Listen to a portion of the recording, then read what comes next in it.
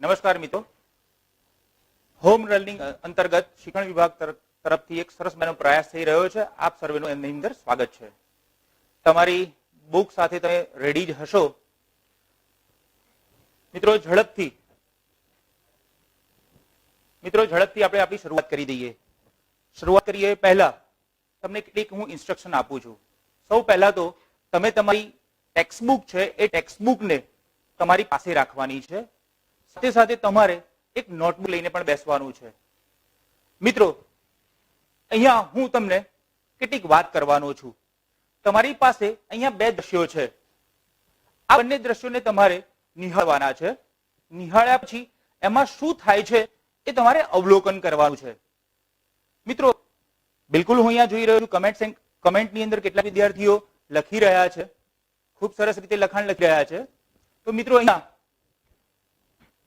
આપણે જોઈ શકીએ છીએ કે અહીંયા પાણીના ટીપા પડી રહ્યા છે, અર્થાત બરફમાંથી પાણી પીગળી રહ્યું છે. બિલકુલ અહીંયા ગ્લાસમાં પણ બરફમાંથી પાણી પીગળી રહ્યું છે. મિત્રો આ એક એવો ફેરફાર છે કે જેમાંથી ઘન પદાર્થ એ પ્રવાહીમાં રૂપાંતરણ પામે છે. હવે જો આ પ્રવાહીને પણ આપણે એટલે કે પાણીને પણ આપણે જો ગરમ કરીએ તો એની બાષ્પમાં રૂપાંતરણ પામશે, એટલે કે વરાળ બનશે. તો મિત્રો અહીંયા આપણે કહી શકીએ કે જ્યારે પદાર્થની અંદર આપણે કોઈ બહારના તત્વો લાગુ પાડીએ છીએ ત્યારે એમાં કોઈ ફેરફાર થાય છે. અને એક ફેરફાર એવો છે કે પદાર્થની અંદર કેટલાક ભૌતિક ફેરફારો થાય છે. આ જે ભૌતિક ફેરફારો છે એ ભૌતિક ફેરફારોમાં પદાર્થની અંદર એના સ્વરૂપમાં કોઈ ફેરફાર નથી થતો, પણ ઘણી વખતે કોઈ પદાર્થ પર કોઈ બે પદાર્થ ત્રણ પદાર્થ પર કોઈ બીજી પ્રક્રિયા કરવામાં આવે ત્યારે એમાં કેટલાક રાસાયણિક ફેરફારો પણ થતા હોય છે.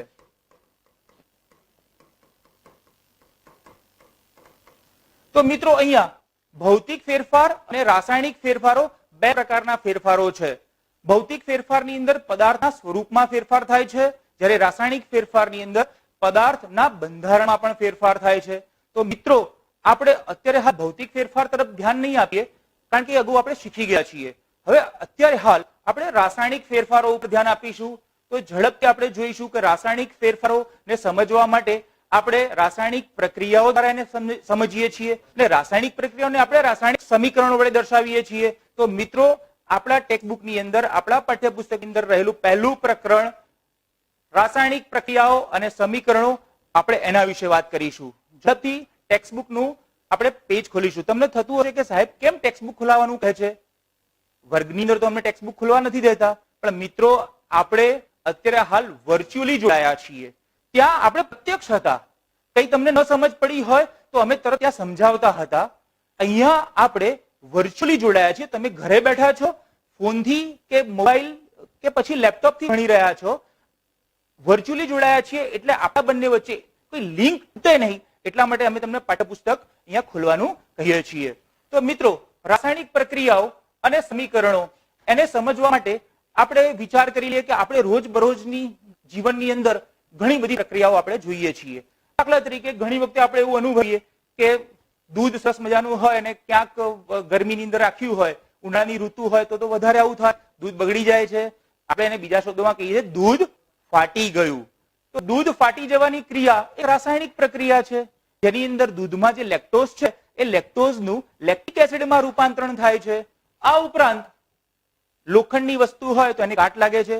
મિત્રો અહીંયા લોખંડને જ કાટ લાગે એવું નથી, દરેક ધાતુને કાટ લાગે. કોઈ સક્રિય ધાતુ હોય એને વધારે કાટ લાગે, કોઈ સક્રિય ઓછી હોય એને ઓછો કાટ લાગે. આ ઉપરાંત દ્રાક્ષનું આથવણ થવું, દ્રાક્ષના આથવણથી એમાંથી ઇથેનોલ પદાર્થ બને છે. તો એ પ્રક્રિયા પણ એક રાસાયણિક પ્રક્રિયા છે. આ ઉપરાંત ખોરાકનું રંધાવું, ખોરાકની અંદર રહેલા જટિલ પદાર્થો છે એ જટિલ પદાર્થોનું સરળ પદાર્થમાં રૂપાંતરણ થાય છે. આ ઉપરાંત આપણે કેટલીક ઘટનાઓની વાત કરીએ તો આપણા શરીરમાં ખોરાકનું પાચન, આપણને તો કેવું લાગે મેં ખોરાક ખાધો અને તરત પચી ગયું, પણ મિત્રો ખોરાકનું પાચન થવાની ક્રિયા એક ખૂબ જટિલ પ્રક્રિયા છે, જેની અંદર ઘણા બધા ફેરફારો થતા હોય છે. આ ઉપરાંત શ્વાસોશ્વાસની ક્રિયા દરમિયાન શ્વાસ અને ઉચ્છ્વાસની જે ક્રિયા આપણે કરીએ છીએ, આપણને લાગે કે શ્વાસ લીધો, ઉચ્છ્વાસ બહાર કાઢ્યો, એ પણ ઘણી જટિલ પ્રક્રિયા છે. એની અંદર કાર્બન ડાયોક્સાઇડ અને ઓક્સિજનની આપ-લે થાય છે, એની અંદર ઘણા બધી રાસાયણિક પ્રક્રિયાઓ થતી હોય છે. તો મિત્રો ઝડપથી આપણે તમારી નોટબુકને ખોલવાની છે. ઝડપથી તમારી નોટબુક ખોલી કાઢો મિત્રો. તમારી નોટની અંદર તમારે આપણા જીવન વ્યવહારની અંદર તમે જે જગ્યાએ રહો છો, તમે જે વાતાવરણમાં રહો છો, ત્યાં આગળ થતી રાસાયણિક પ્રક્રિયાની એક નોંધ કરવાની છે. મેં તો તમને રાસાયણિક પ્રક્રિયાઓ કહી, આ સિવાય ઘણી બધી રાસાયણિક પ્રક્રિયાઓ આપણી આસપાસ થતી હોય છે. એ બધી પ્રક્રિયાઓનું લિસ્ટ તમારે બનાવવાનું છે. તમને થતું હોય કે સાહેબ અમને તો યાદ નથી આવતું, કઈ વાંધો નહીં, હું તમને એક પ્રક્રિયા યાદ કરાવી દઉં. હમણાં કેરીની સરસ મજાની સીઝન ગઈ અને તરહાલ કેટલાકના ઘરે તો કેરી ખવાતી હશે. કાચી કેરી છે, એ કાચી કેરી જ્યારે પાકે છે ત્યારે સરસ મજાની પીળા રંગની થઈ જાય છે અને એનો સ્વાદ પણ બદલાઈ જાય છે. તો એક રાસાયણિક પ્રક્રિયા એવી છે કે ફળો છે એ પાકે છે, ફળોનું પાકવું એક રાસાયણિક પ્રક્રિયા છે. ઓકે, ચલો ઝડપથી તમે આવી કેટલીક પ્રક્રિયાઓની નોંધ તમારી નોટબુકની અંદર કરી દો. 1, 2, 4, 5. કેટલાક મિત્રોને કદાચ જો એ નોટ અંદર કર્યા પછી એવું લાગતું હોય કે આખા ગુજરાતના તમામ વિદ્યાર્થીઓ સાથે એ માહિતીને શેર કરવી છે, તો તમે કમેન્ટની અંદર પણ એ વાત લખી શકો છો કે આખું ગુજરાત મારી એ વાત સાંભળી શકે. તો મિત્રો ઝડપથી તમે એ માહિતી જ અમને મોકલી આપશો.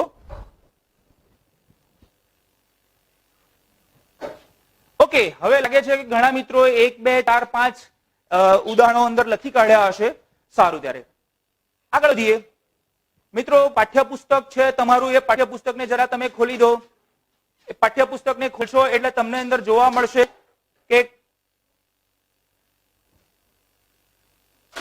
આપણું પહેલું જ પ્રકરણ, પહેલા જ પ્રકરણની અંદર આપણે જોયું, પહેલું જ પ્રકરણ અને પહેલા પ્રકરણની અંદર આપણે જોયું પહેલી પ્રવૃત્તિ. પહેલી પ્રવૃત્તિ તમે જુઓ. પહેલી પ્રવૃત્તિ જે છે, પહેલી પ્રવૃત્તિની અંદર આપણે કયા કયા પદાર્થો લેવાના છે.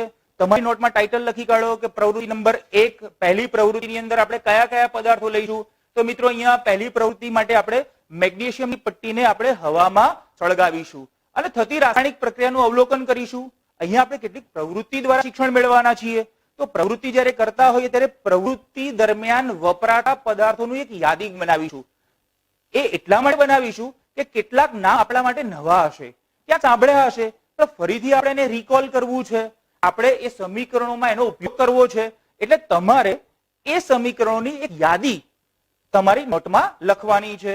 તો મિત્રો આપણે એક પ્રવૃત્તિ કરીએ, મેગ્નેશિયમની પટ્ટીને હવામાં સળગાવતા. તમે કદાચ મેગ્નેશિયમની પટ્ટીને જોઈ નહીં હોય. મારી પાસે આ મેગ્નેશિયમની પટ્ટી છે. મિત્રો તમે આ મેગ્નેશિયમની પટ્ટી જોઈ શકો છો કે આ મેગ્નેશિયમની પટ્ટી એ કાળા ભૂખરા રંગની છે. હવે આ મેગ્નેશિયમની પટ્ટી ઉપર કાળો ભૂખરો રંગ કેમ આવે છે? તો મેગ્નેશિયમની પટ્ટી ઉપર કાળો ભૂખરો રંગ થવાનું કારણ એ છે કે મેગ્નેશિયમ ઉપર એના ઓક્સાઇડનું પડ લાગે છે. અર્થાત મેગ્નેશિયમની ઓક્સિજન સાથે પ્રક્રિયા થઈ મેગ્નેશિયમ ઓક્સાઇડ બને છે. પણ આ પ્રક્રિયા બહુ ધીમી હોય છે, એટલા માટે લાંબા સમય આ પ્રક્રિયા થાય છે. એટલે આ મેગ્નેશિયમ ઓક્સાઇડનું બારીક પડ ઉપર હોય છે, એ આગળ મેગ્નેશિયમ સાથે પ્રક્રિયા થવા દેતું નથી. એટલે આપણે એને બરોબર સેન્ડ પેપરથી, તમારી પાસે સેન્ડ પેપર ના હોય તો કાચ પેપર ના હોય તો એક સરસ મજાના પથ્થર ઉપર એને ઘસી કાઢવાનું. ઘસી કાઢ્યા પછી એકદમ ચકચકિત આપણને મેગ્નેશિયમની પટ્ટી દેખાશે. અને મેં અહીંયા એક નાનકડો ટુકડો મેગ્નેશિયમની પટ્ટીનો એક ચકચકિત ટુકડો મેગ્નેશિયમને ઘસીને તૈયાર રાખ્યો છે. આ મેગ્નેશિયમની પટ્ટી છે એને આપણે બર્નરની જ્યોત વડે સળગાવીશું. અહીંયા મિત્રો અહીંયા મારી પાસે જે જ્યોત છે એ મેગ્નેશિયમ ધાતુને પ્રક્રિયા કરવા માટે, દહન કરવા માટે અપૂરતું છે. આપણે જે સ્ટુડિયોમાં છીએ એ સ્ટુડિયોની અંદર ફાયર એલાર્મ પણ મૂકેલા છે અને મેગ્નેશિયમ સળગે એટલે ધુમાડો ઉત્પન્ન થાય. તમને યાદ કરાવી દઉં કે તારામંડળ તો તમે સળગાવ્યું જ હશે. આ તારામંડળ છે એ મેગ્નેશિયમ ધાતુમાંથી બનાવવામાં આવે છે અને એની અંદર કેટલો બધો ધુમાડો નીકળે છે. એટલે આ સ્ટુડિયોની અંદર અત્યારે જો સળગાવું તો અહીંયા ફાયર એલાર્મ વાગી જાય અને અત્યારે હાલ અહીંયા પાણી અહીંયા છૂટે. એટલા માટે આપણે અત્યારે અહીંયા સળગાવતા નથી, પણ આપણે મેં લેબની અંદર સળગાવીને આ પ્રયોગ કર્યો છે. આપણે એ પ્રયોગને જોઈએ.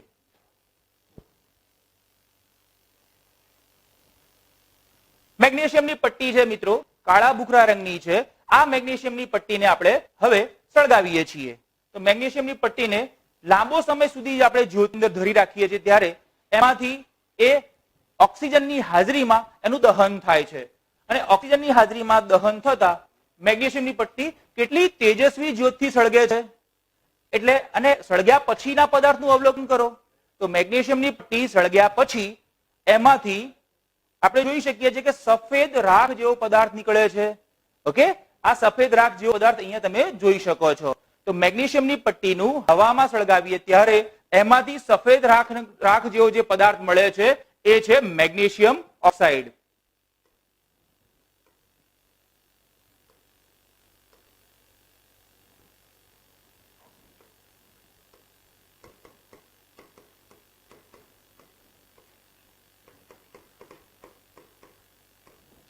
ઓકે, સમજ પડી ગઈ હશે તમને. ચલો ત્યાર પછી આપણે બીજી પ્રવૃત્તિ ઉપર જઈએ. બીજી પ્રવૃત્તિ માટે આપણે તમારી ટેક્સ્ટબુક ની અંદર તમે જરા બીજી પ્રવૃત્તિ જોઈ લો. બીજી પ્રવૃત્તિ આપણને શું કહ્યું છે તો તમે જોઈ શકો છો પ્રવૃત્તિ 1.1 પછી પ્રવૃત્તિ 1.2. હવે આ પ્રવૃત્તિની અંદર તમારે બે પદાર્થો લેવાના છે. એક લેડ નાઇટ્રેટ, અહીંયા લેડ નાઇટ્રેટ છે, અને બીજું પોટેશિયમ આયોડાઇડ. મિત્રો આ બંને પદાર્થો કેવા હોય એ મારી પાસે અહીંયા છે, તમે જોઈ શકો છો. આ લેડ નાઇટ્રેટ, લેડ નાઇટ્રેટ તમે જોઈ શકો એકદમ બારીક પાવડર જેવું છે અને સફેદ રંગનો પદાર્થ છે. આ લેડ નાઇટ્રેટ. બીજો છે પોટેશિયમ આયોડાઇડ. પોટેશિયમ આયોડાઇડ એ થોડો કરકરો છે, મીઠું હોય ને એના જેવો, અને બંને પણ સફેદ રંગના છે. બંને પદાર્થોને હું એક કસનળીની અંદર લઉં છું. એક કસનળીની અંદર હું પોટેશિયમ આયોડાઇડ લઉં છું, બીજી કસનળીની અંદર હું લેડ નાઇટ્રેટ લઉં છું. આ બંને પદાર્થો તમે જોઈ શકો છો કસનળીની અંદર બંને પદાર્થો છે, એ બંને પદાર્થોને મેં લીધા છે. હવે હું બંને પદાર્થોની અંદર પાણી ઉમેરું છું અને બંને પદાર્થોનું હું જલીય દ્રાવણ બનાવું છું.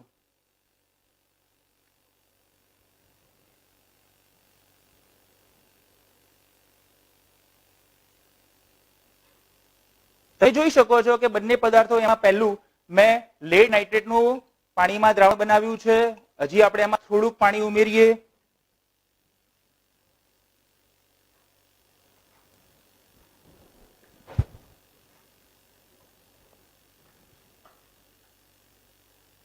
હવે પોટેશિયમ આયોડાઇડ ની અંદર થોડું પાણી ઉમેરું છું.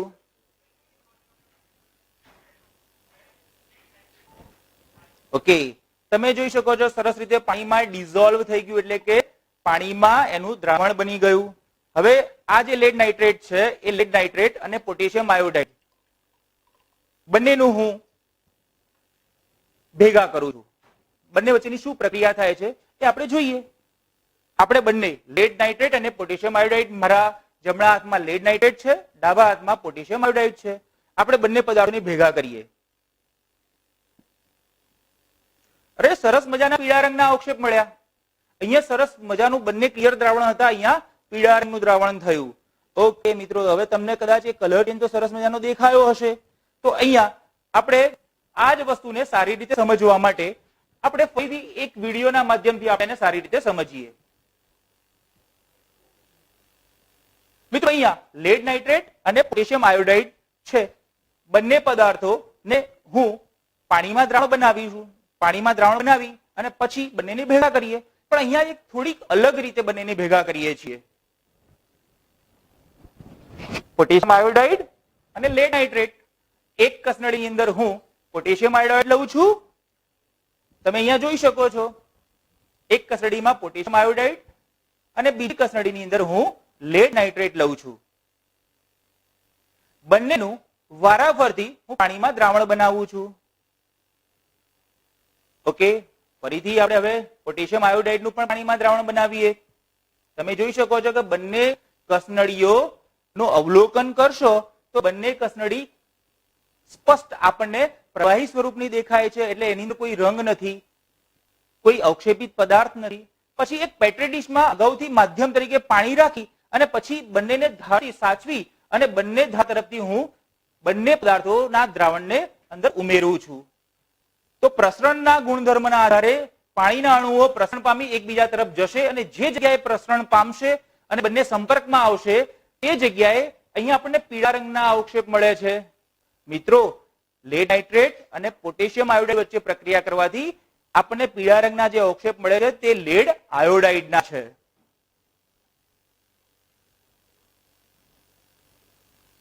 ચલો ત્યાર પછી મિત્રો ત્રીજી પ્રવૃત્તિ આપણે જોઈએ. અહીંયા એક વાત કહેવાનું મન થાય કે આપણે અહીંયા પ્રવૃત્તિ કરી રહ્યા છીએ અને આપણે વિડીયો પણ જોઈએ છીએ. મેં તમને કામ સોંપ્યું છે, બિલકુલ તમને યાદ હશે જ. તમારી ટેક્સ્ટ બુક પણ ઓપન છે, ખુલ્લી છે, તમારી નોટ પણ ઓપન છે, ખુલ્લી છે. તમારી નોટની અંદર તમારે દરેકે દરેક પ્રવૃત્તિમાં વપરાતા પદાર્થોની યાદી બનાવવાની છે. બિલકુલ તમને ખ્યાલ હશે. તો ત્રીજી પ્રવૃત્તિ જોઈએ. ત્રીજી પ્રવૃત્તિ છે મંદ સલ્ફ્યુરિક એસિડ અને દાણાદાર ઝીંક સાથેની પ્રક્રિયા. મિત્રો ઝીંક ધાતુ આપણી પાસે છે જ. અહીંયા તમે જોઈ શકો છો ઝીંક ધાતુને મેં એક કસનળીમાં લીધી છે. ઓકે, તો મિત્રો અહીંયા કોનિકલ ફ્લાસ્કમાં આપણે ઝીંક ધાતુને લીધી છે. આપણી પ્રવૃત્તિમાં જે આપ્યું આપણે એક સખત કાચની કસનળી લીધી છે અને સખત કાચની કસનળીની અંદર આપણે ઝીંક ધાતુ દાણાદાર ઝીંકને આપણે લીધેલી છે. ત્યાર પછી એની આપણે એસિડ સાથે પ્રક્રિયા કરવાના છીએ. મિત્રો અહીંયા મંદ સલ્ફ્યુરિક એસિડ છે. હવે જ્યારે એસિડ સાથે કે અન્ય કોઈ કેમિકલ સાથે જ્યારે પ્રક્રિયા કરવાના હોઈએ ત્યારે થોડીક તકેદારી આપણી આંખમાં છાંટા ના ઉડે એટલે રાખવી પડે. હું ચશ્મા પહેરી અને પછી મંદ HCl ની પ્રક્રિયા હું ઝીંક ધાતુ સાથે હું કરું છું અને પછી આપણે અવલોકન કરીએ શું થાય છે. બિલકુલ તમે જોઈ શકો છો ઝીંક ધાતુની HCl સાથેની પ્રક્રિયા. આપણે હાઇડ્રોક્લોરિક એસિડ સાથે પણ પ્રક્રિયા કરી શકીએ અને સલ્ફ્યુરિક એસિડ સાથેની પ્રક્રિયા કરી શકીએ. મિત્રો સલ્ફ્યુરિક એસિડ સાથે પ્રક્રિયા કરવાનું હોય, એને હેન્ડલ કરવાનું હોય ત્યારે બહુ જ કાળજી રાખવી પડે કારણ કે સલ્ફ્યુરિક એસિડ બહુ જ જલદ છે. અને આ પ્રયોગ તમે તમારા ઘરે ન કરતા તમારા શિક્ષક શ્રીની હાજરીમાં જ કરજો. જ્યારે પણ એસિડ સાથેની કોઈ પ્રક્રિયાઓ કરવાની હોય, કોઈ પ્રયોગ કરવાનો હોય તો શિક્ષક શ્રીના માર્ગદર્શન હેઠળ જ પ્રક્રિયા કરી. બિલકુલ અહીંયા તમે જોઈ શકો છો કે અહીંયા ઝીંક ધાતુ સાથે આપણે મંદ હાઇડ્રોક્લોરિક એસિડની પ્રક્રિયા કરી. સલ્ફ્યુરિક એસિડ સાથે પણ પ્રક્રિયા થઈ શકે. તો અહીંયા આપણે જોઈ શકીએ છીએ કે બબલ્સ એટલે કે પરપોટા ઉત્પન્ન થાય છે. તમે જોઈ શકતા હશો કે અહીંયા પરપોટા ઉત્પન્ન થાય છે. બિલકુલ અહીંયા તમે જોઈ શકો છો.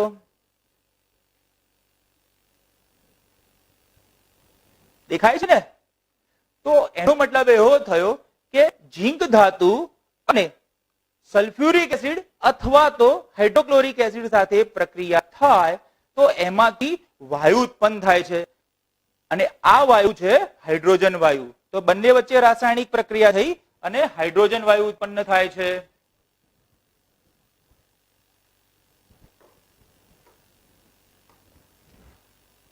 ચલો મિત્રો, હવે આ જે કઈ ફેરફારો થયા એની અંદર આપણે જોઈએ છીએ કે આપણે ત્રણ પ્રવૃત્તિ કરી. હું તમને મેં ફરીથી યાદ કરાવી દઉં. મેં તમને કહ્યું હતું નોટમાં લખવાનું છે. પ્રવૃત્તિ 1 ને યાદ કરી લઈએ. પ્રવૃત્તિ 1 છે મેગ્નેશિયમની પટ્ટીનું હવામાં દહન. જરા આ પ્રક્રિયામાં શું થયું હતું જરા વિચારો જલ્દી અને ઝડપથી. તમે કમેન્ટમાં કોઈને યાદ હોય કે આમાં શું થયું હતું, શું પદાર્થ, કયો પદાર્થ બન્યો હતો એ ઝડપથી કમેન્ટની અંદર જણાવો. હું જોઉં છું, જલ્દી જણાવો ફટાફટ. કમેન્ટ દેખાય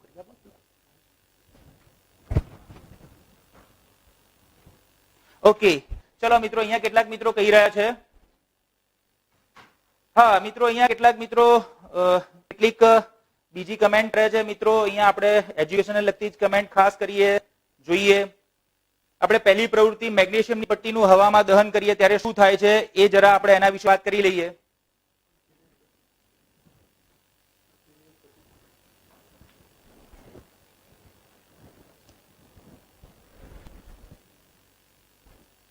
ઓકે,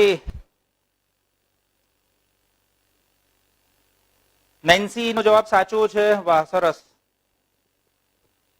બહુ ઝડપથી મિત્રો જવાબ આપી રહ્યા છે. આપણી સાથે અત્યારે હાલ 635 મિત્રો જોડાયા છે. કદાચ તમારા વર્ગના કોઈ મિત્રને પાસે હજી લિંક ના પહોંચી હોય તો આપણું સરસ મજાનું સેશન ચાલુ છે.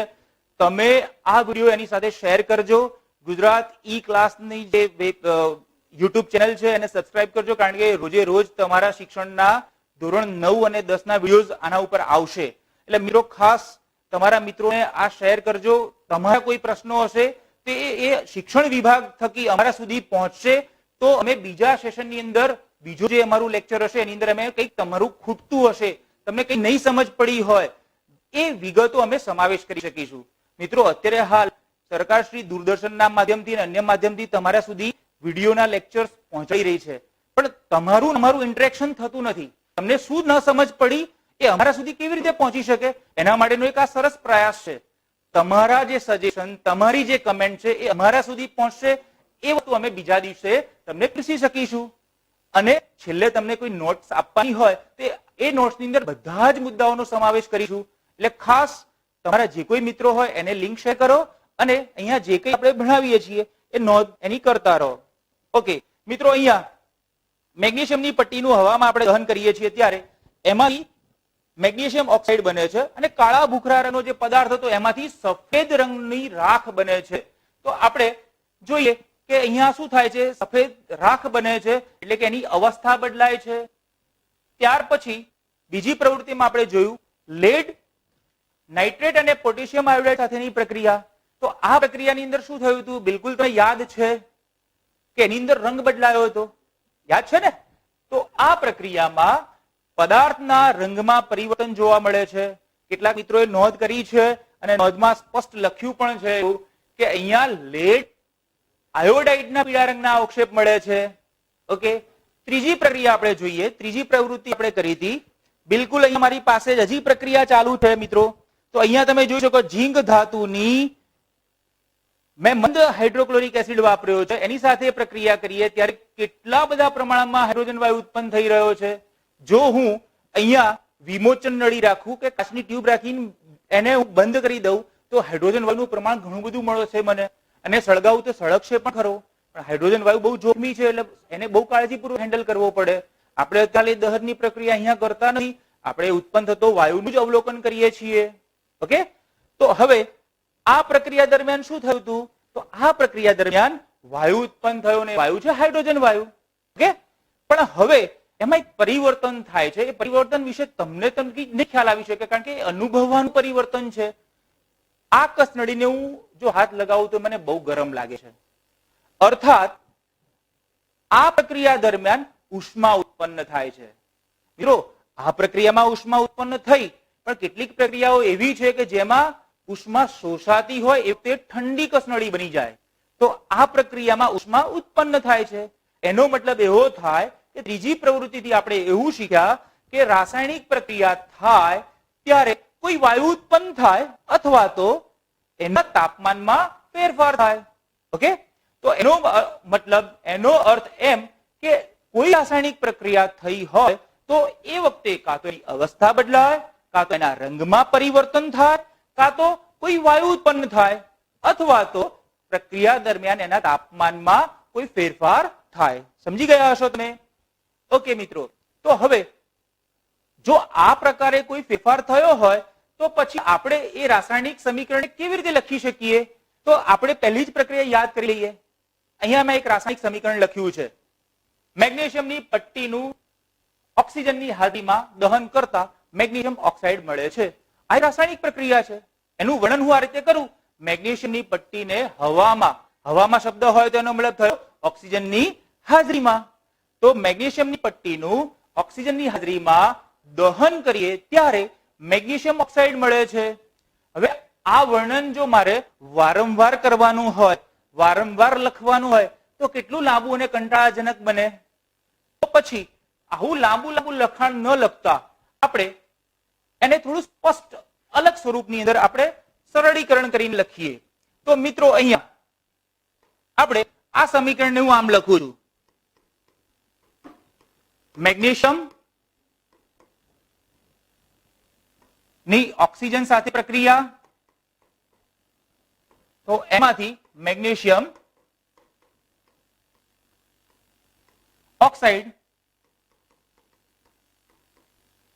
મિત્રો, આ પ્રક્રિયાનું જો આપણે અવલોકન કરીએ તો મેગ્નેશિયમ અને ઓક્સિજન વચ્ચે પ્રક્રિયા થઈ અને મેગ્નેશિયમ ઓક્સાઇડ મળે છે.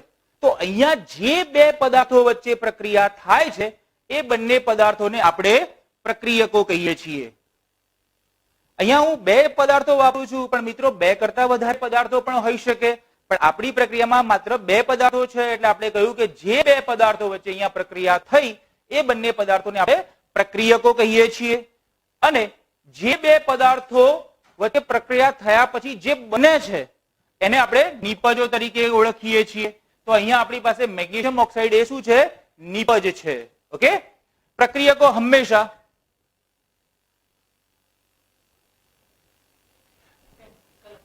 પ્રક્રિયક હંમેશા આપણે જોઈએ છીએ, પ્રક્રિયક હંમેશા ડાબી બાજુ લખાય છે, લેફ્ટ હેન્ડ સાઈડ લખાય છે, નિપજ હંમેશા રાઈટ હેન્ડ સાઈડ લખાય છે. મિત્રો, પ્રક્રિયક અને નિપજને જુદા પાડતી જે રેખા છે એ રેખા આ તીર છે. મિત્રો, આ જે તીર છે એ તીર એવું સૂચવે છે કે પ્રક્રિયકમાંથી નિપજ બની રહી છે, મતલબ તીરની દિશા પ્રક્રિયકથી નિપજની તરફ જઈ રહી છે.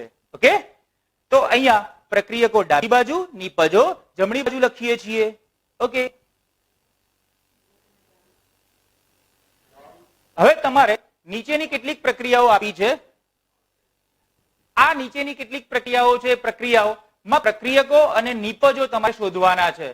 સૌ પહેલા આપણે પહેલી પ્રક્રિયા જોઈ લઈએ. પહેલી પ્રક્રિયાની અંદર કયા કયા પ્રક્રિયકો છે અને કઈ કઈ નિપજો છે, ઝડપથી પ્રક્રિયકો કયા છે તમારે કમેન્ટમાં અમને કહેવાનું છે, તો અમને પણ ખ્યાલ આવે કે તમે કેટલું સમજ્યા છો.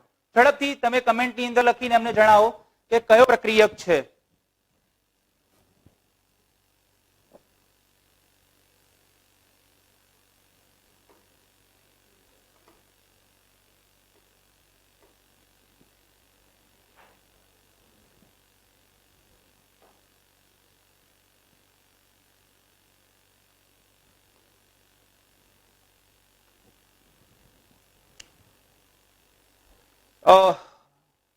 એક કેનોટ અન્ડરસ્ટેન્ડ. મિત્રો, અહીંયા કયા બાબતની સમજ ના પડી એ જરા એ વિગતે જણાવશો તો પછી આપણે એને ફરીથી એક વખત થઈ શકે તો આપણે ફરીથી કહી શકીશું.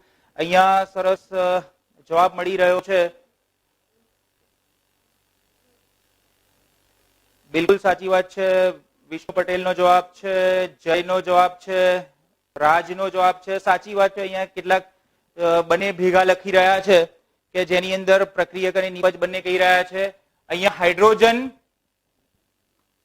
જેની સંજ્ઞા H છે અને ક્લોરીન જેની સંજ્ઞા Cl છે. પણ મિત્રો, અહીંયા આપણે હાઇડ્રોજન અને ક્લોરીન બંને પદાર્થો જે છે એ બંને પદાર્થો પરમાણુ સ્વરૂપે નહીં પણ અણુ સ્વરૂપે છે, એટલે આપણે એને H2 તરીકે દર્શાવીશું.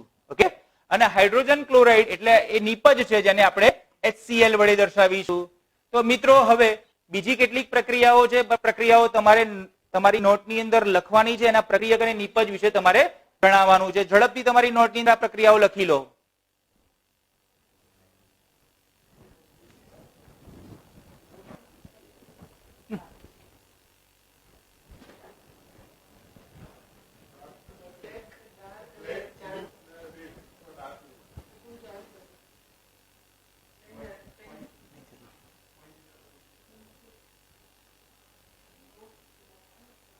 ઓકે, તમે લખી લીધું હશે. આ નોંધ કર્યા પછી જ્યારે શાળાએ જાઓ તમે ત્યારે તમારા વિષય શિક્ષક સાહેબ છે, વિજ્ઞાનના સાહેબ છે, એમને જરા આના વિશે તમારે આ બતાવવાનું છે. કયા પ્રક્રિયકો છે, કઈ નિપજ છે, એ એમને તમારે તમારી નોટ બતાવીને શીખ્યા છો એની જાણકારી આપવાની છે. મિત્રો, આપણે પ્રક્રિયા સમીકરણ લખ્યું. મેગ્નેશિયમની પટ્ટીને હવામાં સળગાવી ત્યારે એમાંથી મેગ્નેશિયમ ઓક્સાઇડ મળે છે. હવે સમીકરણને આપણે લખીએ છીએ તો એની અંદર આપણે સિમ્પલ ખ્યાલ છે કે આપણે એની અંદર માત્ર સમીકરણો જ દર્શાવ્યા છે, તો એની અંદર પરમાણુઓની સંખ્યાને આપણે ક્યાંક જોઈ નથી. તો જે રાસાયણિક પ્રક્રિયા દરમિયાન તત્વના પરમાણુની સંખ્યાઓ જો પ્રક્રિયક બાજુ અને નિપજ બાજુ સરખી ના હોય તો એવા રાસાયણિક સમીકરણને આપણે અસંતુલિત રાસાયણિક સમીકરણ તરીકે ઓળખીએ છીએ, અથવા તો અસમતુલિત રાસાયણિક સમીકરણ કહેવાય.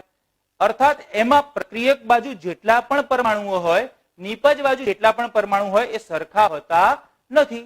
ઓકે, તો આવા જે સમીકરણની અંદર આપણે એક ઉદાહરણ હમણાં જોયું એ જરા જોઈ લઈએ. મેગ્નેશિયમની પટ્ટીનું હવામાં દહન. તો આ પ્રક્રિયા દરમિયાન આપણે જોઈ શકીએ છીએ કે મેગ્નેશિયમ એની સંજ્ઞા છે Mg.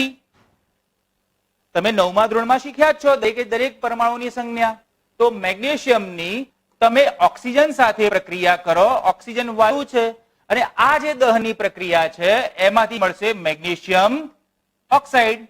તો મિત્રો, અહીંયા મેગ્નેશિયમ ધાતુની ઓક્સિજન સાથે પ્રક્રિયા કરવાથી મેગ્નેશિયમનો ઓક્સાઇડ મળે છે. આ પ્રક્રિયાની અંદર પ્રક્રિયકો આપણને ખબર છે.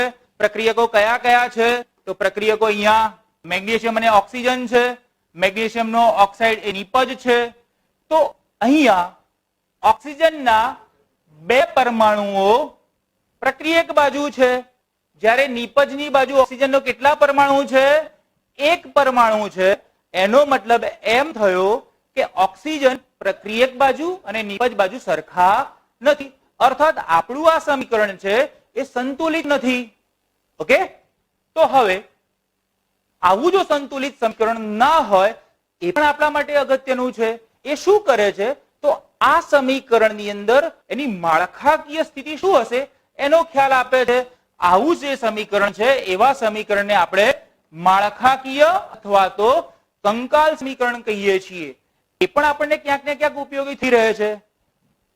હવે જો આવા રાસાયણિક સમીકરણો આપણી વચ્ચે હોય કે જે અસંતુલિત હોય તો આપણને ક્યાંક ને ક્યાંક કેટલીક મુશ્કેલીઓ થઈ શકે. તો એ મુશ્કેલી નિવારવા માટે આપણે એ સમીકરણોને સંતુલિત કરવા પડે. આપણે સમીકરણોને શા માટે સંતુલિત કરીએ છીએ, એના કેટલાક ફાયદા છે, તો આપણે એના મહત્વ વિશે જોઈએ. તો સમતોલિત સમીકરણની મદદથી આપણે પ્રક્રિયકો અને નિપજના કેટલા મોલ હશે. મિત્રો, મોલ સંકલ્પના વિશે તમે 9મા ધોરણમાં શીખ્યા છો કે રાસાયણિક પ્રક્રિયા દરમિયાન પ્રક્રિયકોના કેટલાક મોલ લીધા, નિપજના કેટલાક મોલ મળ્યા. એ કેટલા હશે એ રાસાયણિક સમીકરણની મદદથી આપણને ખ્યાલ આવી શકે. આ ઉપરાંત રાસાયણિક સમીકરણની મદદથી પ્રક્રિયકોનો કેટલો જથ્થો વપરાયો અને નિપજનો કેટલો જથ્થો મળશે એનો ખ્યાલ આવી શકે. આ ઉપરાંત પ્રક્રિયકો અને નિપજોની ભૌતિક સ્થિતિ કેવી હશે એનો ખ્યાલ આવી શકે, જેના વિશે આપણે ડિટેલમાં થોડું જોવાના છીએ. તો ચલો તારે ઝડપથી આવી જઈએ આપણે રાસાયણિક પ્રક્રિયાને સંતુલિત કરવા માટે. અહીંયા કેટલાક મિત્રો સરસ રીતે જોડાઈ ગયા છે. સરસ, યશ જોડાયો છે, રોહન જોડાયા છે. વાહ, સરસ, વિદ્યાર્થીઓ વધુ ને વધુ જોડાતા ગયા છે. અને આપણે એમ કહીએ 584 મિત્રો જોડાયા છે. ઝડપથી આપણે જોડાઈએ. રાસાયણિક સમીકરણને સંતુલિત કરવા માટે રાસાયણિક સમીકરણમાં પ્રક્રિયકો અને નિપજ બાજુના બધા જ તત્વોના પરમાણુની સંખ્યા સમાન હોવી જોઈએ. એ શા માટે સમાન હોવી જોઈએ? કારણ કે આપણે 9મા ધોરણમાં શીખ્યા છીએ કે દળ સંચયનો નિયમ. દળ સંચયના નિયમ અનુસાર શું થાય? તો દળ સંચયનો નિયમ યાદ કરી લો. કોઈ પણ પ્રક્રિયા દરમિયાન દળનું સર્જન થતું નથી કે દળનો વિનાશ થતો નથી. અર્થાત દળનો જથ્થો અચળ રહે છે. એનો મતલબ એમ થયો કે જેટલા પ્રક્રિયાઓ તમે વાપરો છો, ઉપયોગમાં લો છો, એ પ્રક્રિયકોમાંથી જેટલી નિપજ બને છે એનું દળ સરખું હોય. ચલો એક ઉદાહરણ જોઈએ. દાખલા તરીકે મારી પાસે એ પદાર્થ છે, એને હું દાખલા તરીકે 10 ગ્રામ એનું હું દળ લઉં છું. અને મારી પાસે બીજો બી પદાર્થ છે, એના પણ હું 10 ગ્રામ લઉં છું. હવે આ બંને પદાર્થોનું હું મિશ્રણ બનાવું છું. બંને વચ્ચે હું અત્યારે રાસાયણિક પ્રક્રિયાની વાત નથી કરતો, હું એક સાદી મિશ્રણની વાત કરું છું. બંનેનું હું મિશ્રણ બનાવું છું અને બંનેમાંથી હું સી પદાર્થ મેળવું છું. તો બિલકુલ તમને એનું સિમ્પલ લોજિક ખબર છે કે એ પદાર્થ 10 ગ્રામ લીધો, બી પદાર્થ 10 ગ્રામ લીધો, બંનેનું ભેગા કરું છું. બંનેને ભેગા કરીશ એટલે જે પદાર્થ સી મળશે એનું દળ કેટલું થશે? બિલકુલ, હા, તમે કદાચ સાચું જ વિચારો છો. એનું દળ 20 ગ્રામ થશે. ઓકે, અર્થાત અહીંયા મિશ્રણ કરવાથી એના દળમાં કોઈ ફેરફાર થયો નહીં. તો બિલકુલ દળ સંચયના નિયમ અનુસાર જ્યારે પ્રક્રિયકોમાંથી નિપજો બનતી હોય ત્યારે પ્રક્રિયકોના પરમાણુની સંખ્યા અને નિપજના પરમાણુની સંખ્યામાં કોઈ ફેરફાર થાય નહીં. એના દળ સરખા રહે. હવે મિત્રો, અહીંયા દળનો મતલબ શું? આપણે કોઈ પ્રક્રિયાની અંદર હમણાં આગળની પ્રક્રિયામાં પણ આપણે દળનો ઉલ્લેખ ક્યાં કર્યો? તો આપણે દળનો ઉલ્લેખ સામાન્ય પ્રક્રિયાઓમાં નથી કરતા. તો આપણે શેનો ઉપયોગ કરીએ છીએ? પરમાણુઓ, અણુઓ, એની સંખ્યાનો આપણે ઉપયોગ કરીએ છીએ. તો પછી આપણે એ પણ આપણને યાદ છે કે દળ બદલાય, સંખ્યા બદલાય એમ દળ પણ બદલાય. બંને એકબીજા ઉપર આધાર રાખે છે. તો પછી પરમાણુની સંખ્યા બદલાશે તો દળ બદલાશે, પરમાણુની સંખ્યા સરખી રહેશે તો દળ સરખું રહેશે. તો પ્રક્રિયકોના દળની જગ્યાએ આપણે પ્રક્રિયકોના પરમાણુની સંખ્યા અને નિપજના પરમાણુની સંખ્યા સરખી થશે એમ કહીશું. હવે એક ઉદાહરણ જોઈએ. મંદ સલ્ફ્યુરિક એસિડ અને દાણાદાર ઝીંક સાથેની પ્રક્રિયા. હવે આ પ્રક્રિયા છે એ પ્રક્રિયાને આપણે અહીંયા લખીએ. મંદ સલ્ફ્યુરિક એસિડ H2SO4, એની હું દાણાદાર ઝીંક સાથેની પ્રક્રિયા કરું તો એમાંથી મને મળશે ZnSO4 અને હાઇડ્રોજન વાયુ મુક્ત થશે. મિત્રો આ પ્રક્રિયા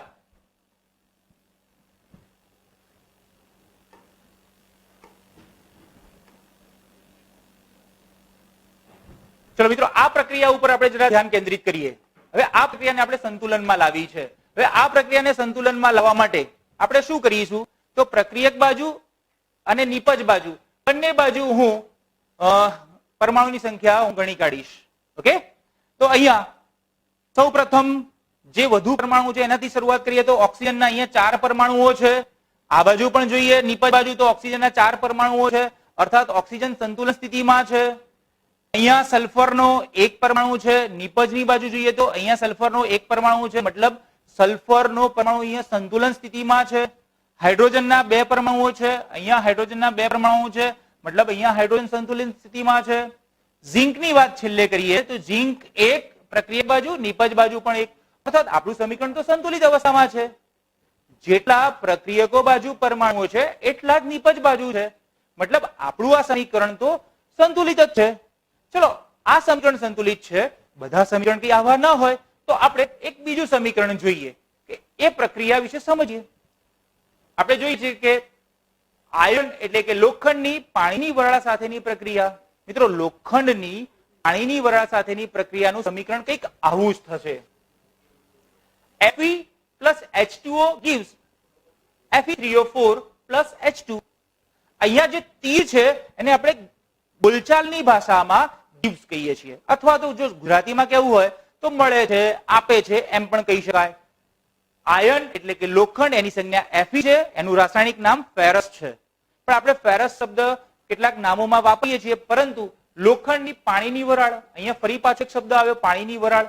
પાણી હોય, વરાળ હોય કે બરફ હોય, બધાના અણુસૂત્રો તો શું થવાના? H2O. તો બરફ હોય, પાણી હોય કે વરાળ, દરેકે દરેક માટે H2O જ સૂત્ર થશે.